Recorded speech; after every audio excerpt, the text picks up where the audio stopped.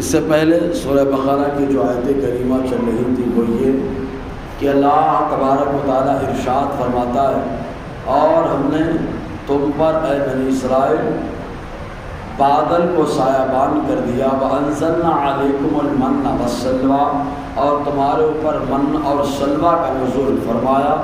اس کے بعد اللہ تعالیٰ فرماتا ہے کُلُوا مِن طَیِّبَاتِ مَا رَزَقْنَاکُمْ کھاؤ ان تمام پاکیزہ چیزوں میں سے جو ہم نے تم کو دیا۔ اللہ تعالیٰ نے جو چیزیں حلال فرمائی وہ اکثر وہ تمام چیزیں جو اللہ نے عطا فرمائی حلال کی تمام طیب و طاہر ہیں، پاکیزہ ہیں۔ اب یہ کی بات ہے کہ اللہ تعالیٰ نے جو حلال فرمائی کچھ قاعدہ اور گرامر اگر کلیئر ہو جاتا تو بات واضح ہو جاتی۔ تو سبزی بھاجی اور پھل وغیرہ میں ایک قاعدہ بتایا گیا، وہ قاعدہ یہ ہے کہ اگر پھل کھانے کے بعد نشہ نہ دے اور اس سے تکلیف نہ ہو تو اس کا کھانا حلال ہوتا ہے۔ اگر وہ کھانے کے بعد نشہ دے یا کھانے کے بعد آدمی کو تکلیف پہنچائے تو اس کا کھانا یا تو حرام یا مکروہ تحریمی ہو جاتا ہے۔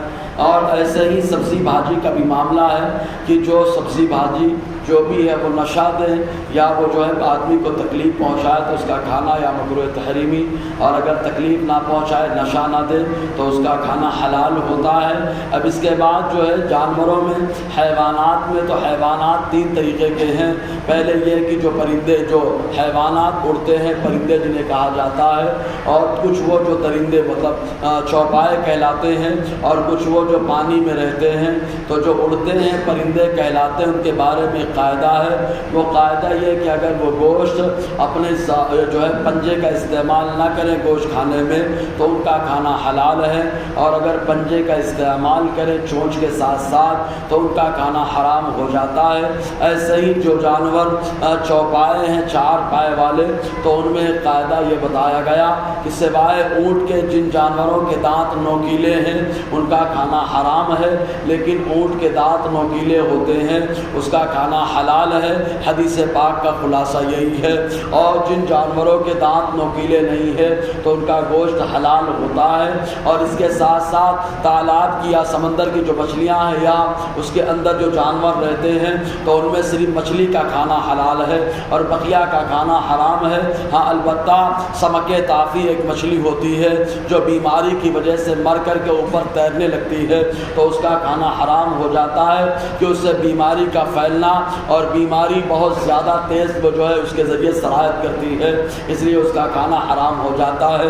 پھر کہ تو اللہ تعالیٰ فرماتا ہے کلوا من طیبات ما رزقناکم کھاؤ ان تمام پاکیزہ چیزوں میں سے جو ہم نے تم کو عطا کیا ہے۔ جو پاکیزہ چیز ہے اللہ تعالیٰ نے حلال ٹھہرایا ہے تو وہ دن اور تاریخ کے تعین کی وجہ سے حرام نہیں ہو جاتی، وہ ہمیشہ کھانا حلال ہے، وہ ہمیشہ کھانا چاہے کسی دن ہو چاہے کسی وقت ہو۔ یہ اور بات ہے کہ حالات اور سچویشن کے اعتبار سے حکم الگ دیا جاتا ہے۔ روزے دار اگر دن میں پانی پینے لگے تو دیکھو روزے دار دن میں پانی پیے گا، پانی کوئی خراب بات نہیں ہے، لیکن روزے دار پیے گا تو روزہ ٹوٹ جائے گا۔ اور مسلمان کھلم کھلا پانی پیے یا مسلمان کھلم کھلا کھائے، حالانکہ کھانا بھی حلال ہے پانی بھی حلال ہے، لیکن کھلم کھلا وہ روزے کے ایام میں کھا رہا ہے پی رہا ہے تو اگر بادشاہ اسلام ہو تو اس کے قتل کا حکم دیا جائے گا۔ کیوں؟ اب کھانے کی وجہ سے نہیں، پینے کی وجہ سے نہیں، اس لیے کہ وہ رمضان کی قدر نہیں کر رہا ہے، روزے کے وقار کو سلامت نہیں رکھا۔ تو اللہ تعالیٰ فرماتا ہے پاکیزہ چیزیں جو ہم نے دی ہے ان میں سے کھاؤ۔ وما ظلمونا اور انسان نے ہمارے ساتھ کوئی جو ہے زیادتی نہ کی، ولکن کانوا انفسہم یظلمون لیکن وہ اپنی جانوں پر ظلم کرتا ہے کہ اللہ نے جو حلال ٹھہرایا اسے چھوڑ کر کے حرام میں لگ جاتا ہے، اللہ نے جنہیں طیب و طاہر رکھا ان کو چھوڑ کر کے ناپاک میں لگ جاتا ہے۔ تو اللہ تعالیٰ کے ساتھ کوئی یہ ظلم نہیں کر رہا، بلکہ یہ ظلم اپنی جان کے ساتھ ہو رہا ہے کہ حلال کھائیں ایک تو پیٹ بھی بھر جائے اور حلال کھانے پہ ثواب بھی مل جائے، حلال کھانے کی وجہ سے پیٹ میں نور آئے، حلال کھانے کی وجہ سے عبادت میں لذت آئے، حلال کھانے کی وجہ سے آدمی کے اندر خوبیاں پیدا ہوتی ہے۔ تو آدمی جب حلال چھوڑ کے حرام میں پڑتا ہے تو وہ اپنا ہی نقصان کرتا ہے۔